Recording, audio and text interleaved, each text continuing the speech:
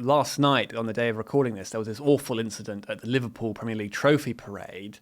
And so a car collided with people in the crowd, as our viewers will know. Details are still a bit uncertain about what exactly happened there. But what was very notable was that within 2 hours of that happening, Merseyside police had disclosed the fact that the suspected driver was a white British male who was 53 years old from the Liverpool area. And even very swiftly after that, there was a press conference where we got quite a bit of information.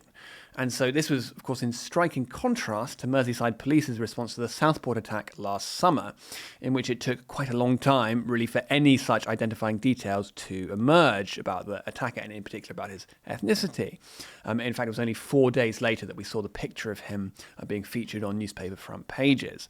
And so, well, you and I have spoken about the public response to the Southport attack and the fact that even though Ruda Cabana is, of course, a British citizen, the fact that he was of a migration background is relevant here and is relevant to public feeling on the issue. What did you make of Merseyside police being so swift to release the fact that the suspect last night was white? Well, I mean, I think in the circumstances, it was the right thing to do.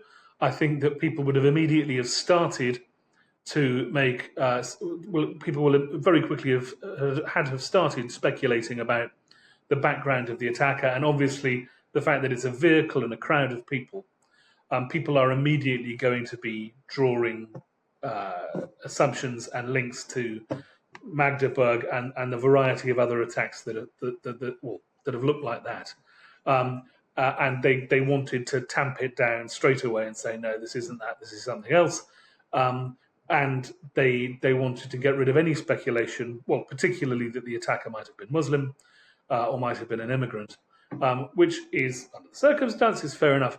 The problem that they've got is that the reason you got this kind of speculation in the aftermath of Southport and any other attack like that is that people have now got this sense that if the authorities don't mention the background of the assailant, they can quickly draw an assumption, well, A, that he isn't likely to be, or he or she isn't likely to be white, and B, I'd guess they're going to go balance of probabilities that they're going to start looking at the local Muslim community or Muslim communities, which actually, in terms of the type of attacks we've seen lately, is likely to be wrong.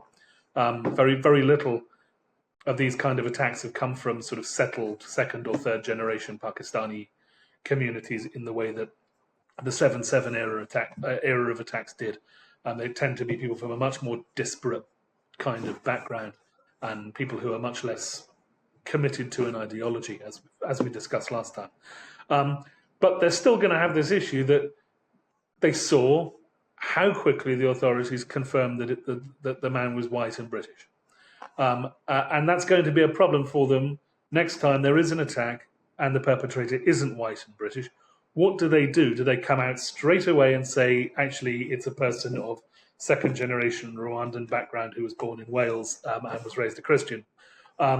Or do they try and obfuscate, or do they go back to the strategy that they've been using over the last sort of decade or so of doing everything they can to draw attention away from the background of the attacker and onto the victims and their families and the trauma and the community.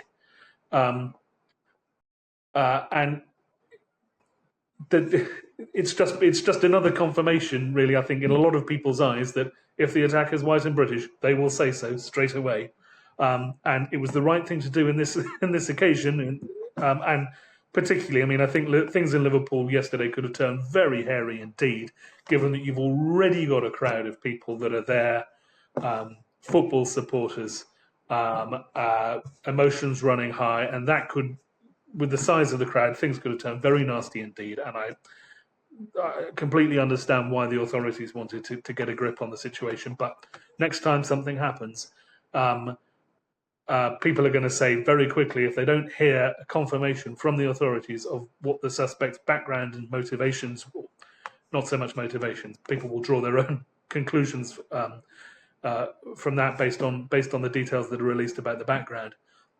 If they don't come out with something pretty quickly, people will draw the conclusion that, well, it's not a white person.